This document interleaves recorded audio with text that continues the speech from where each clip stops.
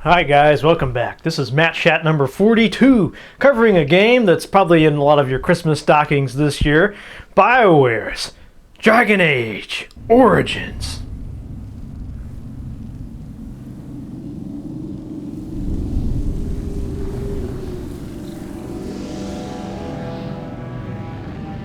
The Chantry teaches us that it is the hubris of men which brought the Darkspawn into our world. The mages had sought to usurp heaven, but instead they destroyed it.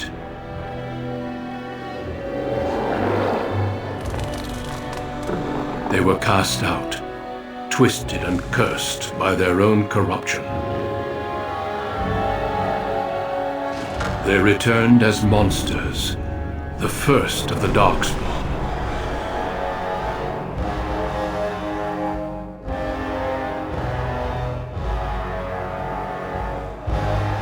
They became a blight upon the lands, unstoppable and relentless. The Dwarven kingdoms were the first to fall, and from the deep roads, the Darkspawn drove at us again and again, until finally we neared annihilation.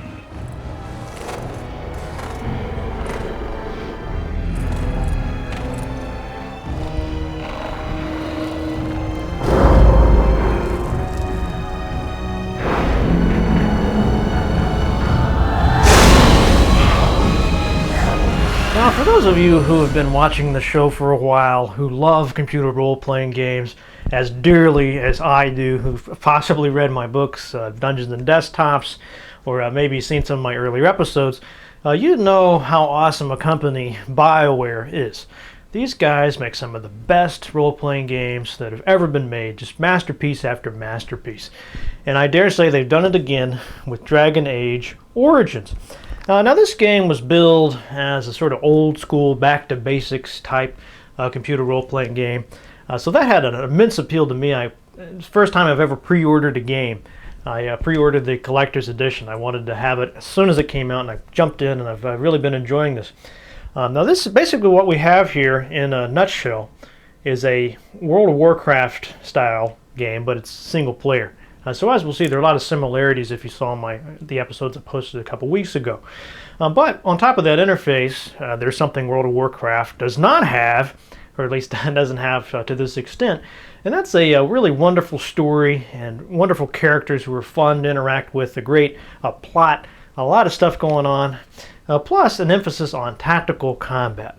Now if you're not familiar with the games like Pool of Radiance or Baldur's Gate, or maybe Neverwinter Nights, this game is going to be very, very challenging for you. A few people I was reading some reviews of this, and they got, they kept dying on one of the first battles. It's a very tough game. It expects you to know your stuff when it comes to controlling a party, optimizing stats and so on, maybe laying down some traps. It's a very tactical game. Personally, I love that aspect of it. I think a lot of games are just too easy nowadays. So I was glad to see that. So anyway, there's a lot to this game, so without further ado, let's play Dragon Age Origins. Now, like most role-playing games, the first part consists of choosing and customizing a character. And this is far from a superficial decision, as we'll see later on. Depending on which starting character you have, what the background is and the race and so on. This will determine the start of the game. There's different quests and starting zones, as well as the ways that other characters will interact with you all throughout the game. So it's an important choice. Now it's simplified in some ways because you really only have to choose between a warrior class, a rogue, and a magic user. The priests and mages have been combined into one class. But like World of Warcraft, the basic choice is tank, healer, or DPS, damage per second. Denerim, the largest city and capital of Ferelden. Long ago, the elves lived as slaves to humans, and though they've been free for many generations now, they are far from equals. Why are you still in bed? It's your big day. I wanted to show you one of the starting quests, or starting zones. This is the female city elf, and it's a pretty interesting story here. The idea is she's in an arranged marriage, which is, I played it as a mage the first time, and it's a very different story. But I think in any case, this guy named Duncan will show up and induct you into the Grey Wardens. Good day. I understand congratulations are in order for your impending wedding. Once you're in the Grey Wardens, of course, the game proper begins. You're going to go on all kinds of adventures for these guys. And what's so great about this and so many other aspects of this game, it's not always clear that the Grey Wardens are good guys. They do some pretty evil stuff. Now let's take a look at a combat scene. And I had to reduce the resolution here because my capture software was having fits with this sequence for some reason.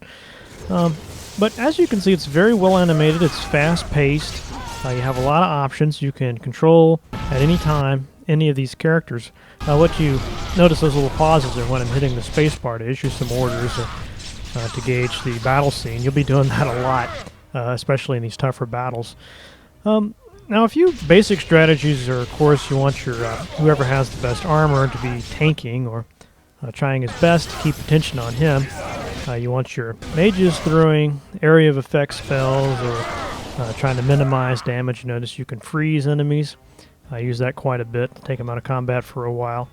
I have a rogue here, and it's nice if you can get him behind your creature that you're attacking, but it's not always possible.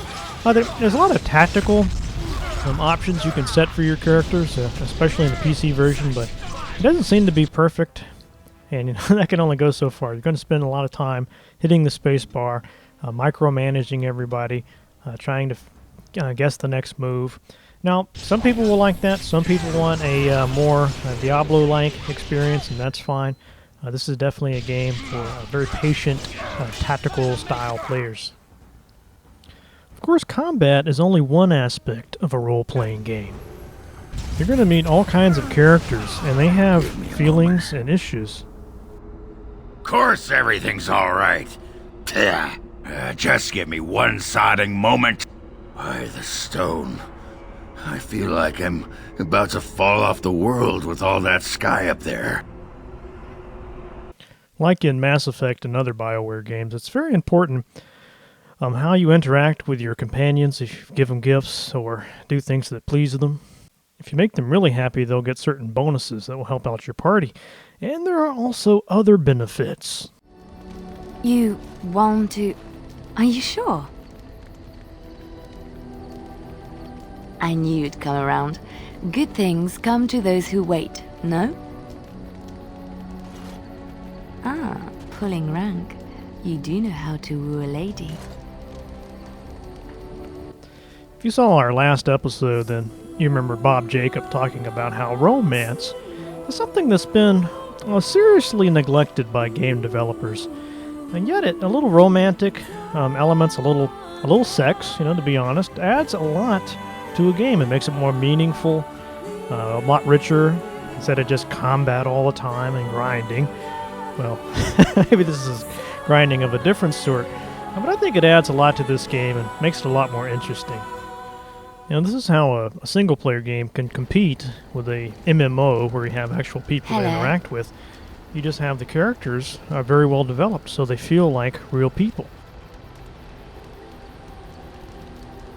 I've been up for some time, but yes, I slept very well. I've just been watching you sleep. Did you know your eyelids flutter when you dream?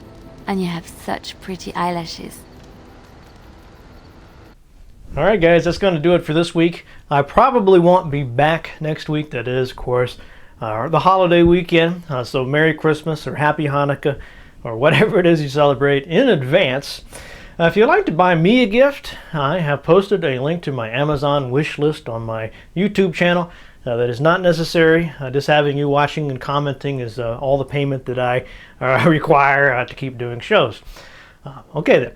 So have a nice break. Hopefully you get some days off. Have fun fighting Darkspawn, and keep those dice a rolling.